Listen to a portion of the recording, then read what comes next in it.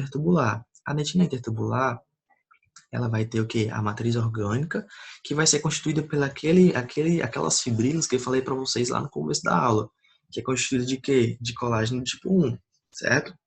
Que é a principal fonte da matriz orgânica, da dentina. E aí ela vai ser responsável pela maior parte do volume da dentina. A gente vai conseguir visualizar isso adiante também. Tem uma foto que mostra. Mas aqui, para você diferenciar a dentina peritubular da intertubular, foque na hipermineralizada, no caso da peritubular, e aqui na presença de matriz orgânica, né, constituída principalmente por colágeno do tipo 1, na intertubular. Aqui, ó, para a gente diferenciar, né, essas duas, nós temos principalmente o túbulo dentinário, essa região oca, né? O túbulo dentinário são cilindros ocos que vão abrigar os prolongamentos. Então, nós vamos ter o túbulo, nós vamos ter ao redor desse túbulo a peritubular, ou seja, na periferia, que vai formar as paredes desse túbulo dentinário, né? Como já falei aqui, ó. E aí nós vamos ter também a intertubular, que vai estar entre um túbulo e outro túbulo. A gente vai conseguir visualizar nessas fotos aqui também. Túbulo dentinário, cilindro oco, que abriga os prolongamentos.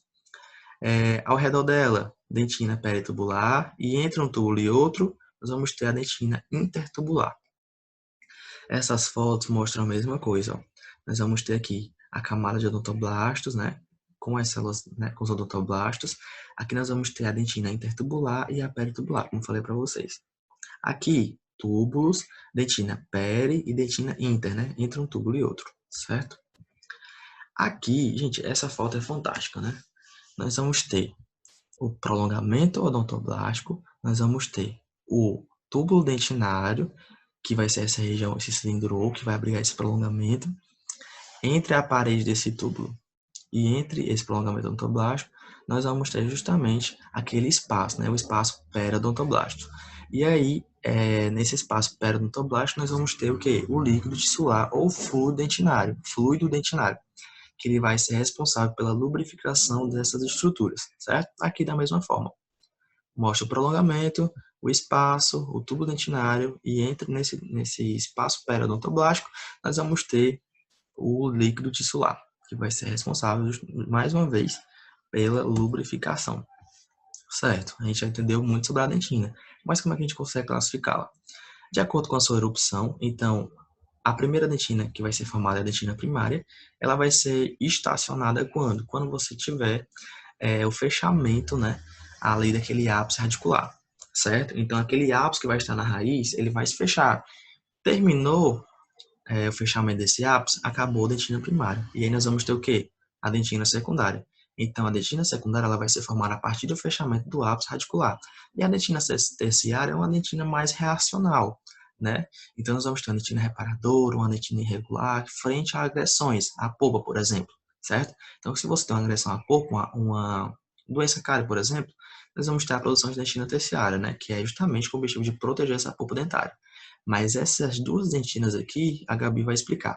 Nós vamos focar nessa dentina primária, intertubular, intertubular, que é de acordo com a posição dos túbulos dentinais, como já falei para vocês, né? Que pode estar peritubular ou intertubular. De acordo com a polpa, nós vamos ter a dentina do manto e a circunpulpar, certo? E aí vamos lá. Mais uma vez, né? Dentina de acordo com a erupção, né? Dentina primária, secundária e terciária.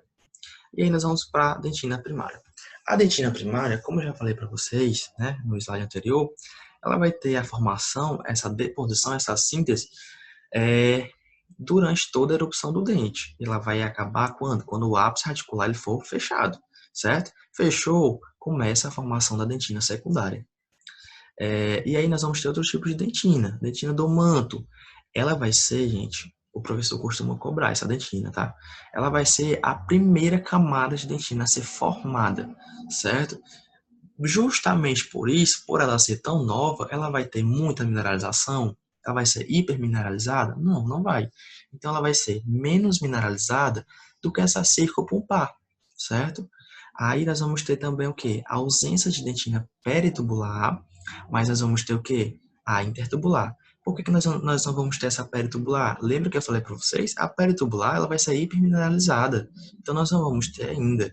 Mas na dentina intertubular, nós vamos ter o quê? A matriz orgânica rica, né? Principalmente de quê? De fibrilas colágenas do tipo 1, certo?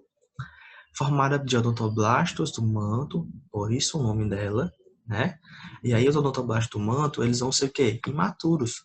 Mas eles vão se amadurecer. E aí quando ele amadurece, ele vai formar o quê? Dentina circupulpar.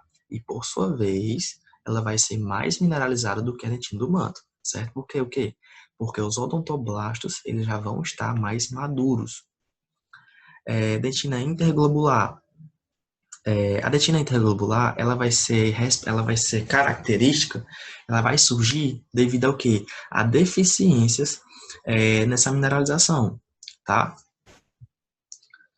Então, nós vamos ter áreas de dentina hipomineralizada e nós vamos ter dentina peritubular? Não vamos, porque na dentina peritubular nós vamos ter o quê? Hipermineralização, certo? Por isso que nós não vamos ter aqui e nem aqui na dentina do manto, porque são dentinas de deficiências na mineralização, tá? Aqui, ó, na circunpulpar, ela vai ter esse nome por quê? Porque ela vai estar delineando as câmaras pulpares, delineando a cavidade pulpar. Aí nós vamos ter que ela vai ser mais espessa do que as outras camadas. Olha aqui a diferença delas, ó. Eita, passou aqui. Ó, aqui nós vamos ter a dentina circunpulpar. É a primeira vez que eu mexo, essas opções aparecem. Mas ela é mais espessa do que essa, por exemplo, a interglobular, né? Com deficiência na mineralização. Aqui a dentina do manto, ó, a primeira camada a ser produzida, que não tem a pele tubular, porque ela também não tem muita mineralização, ela é nova, né? E aí nós vamos ter o quê? A junção amelodentinária e, posteriormente, o esmalte dentário, certo? Ah, outra coisa importante é que na circunpulpar, como eu já falei para vocês aqui, ó, a mais espessa, ela vai ser o quê? Mineralizada. Por quê? Porque os odontoblastos, eles já vão ter o quê? Amadurecido e vão conseguir formar essa dentina circunpulpar. E aí nós vamos ter peritubular e a intertubular, certo? E aí, outra coisa importante, esses tubos dentinários, esse percurso deles, ele não vai ser retilíneo, certo?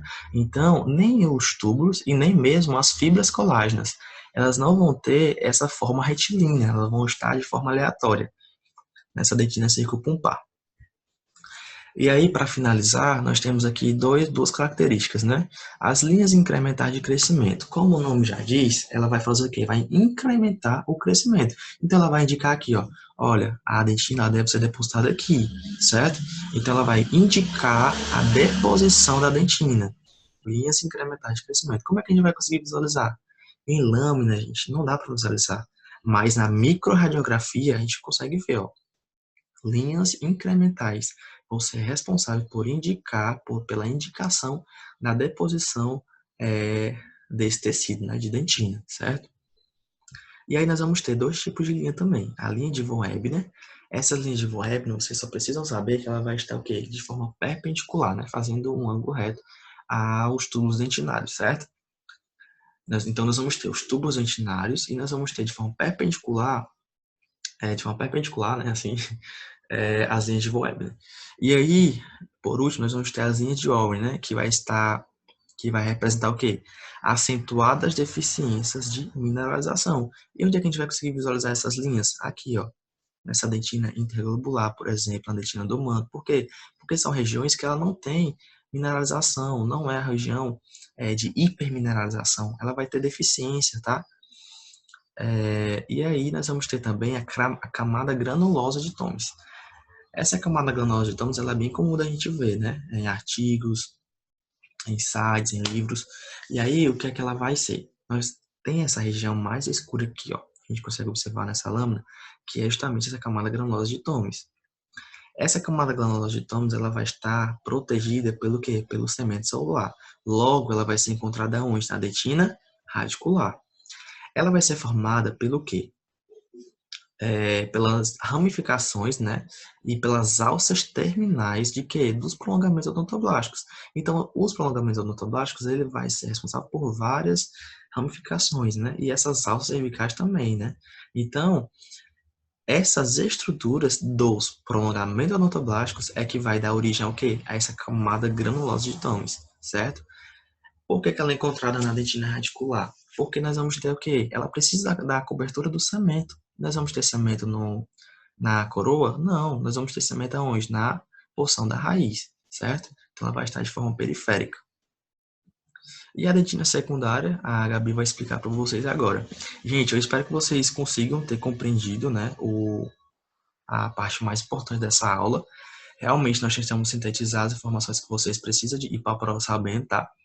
Dei uma lida no capítulo do livro, que está disponível na biblioteca virtual da faculdade, em artigos também, que são muito importantes. Nós vamos ter, relacionado a essa dentina, vários quadros que o professor pode até relacionar com a dentinogênese imperfeita, certo? Que tem uma relação com a genética da pessoa, hereditária e tudo mais. Mas vocês têm uma lida de uma forma complementar mesmo, tá? Mas nós trouxemos as informações que, de fato, são mais densas, né? São mais fáceis de ser cobradas nas provas, tá? E aí a Gabi vai dar continuidade com a dentina secundária, certo? Qualquer dúvida, nós vamos estar disponíveis na sexta-feira, tá? Porque é o momento de tirar dúvidas de vocês. Procure a gente no WhatsApp. E também dê uma olhadinha no nosso cronograma, nos horários de atendimento, tanto o meu quanto da Gabi, certo? Que é dia de terça e sexta. E é isso, galera. Um abraço e qualquer coisa, tamo junto.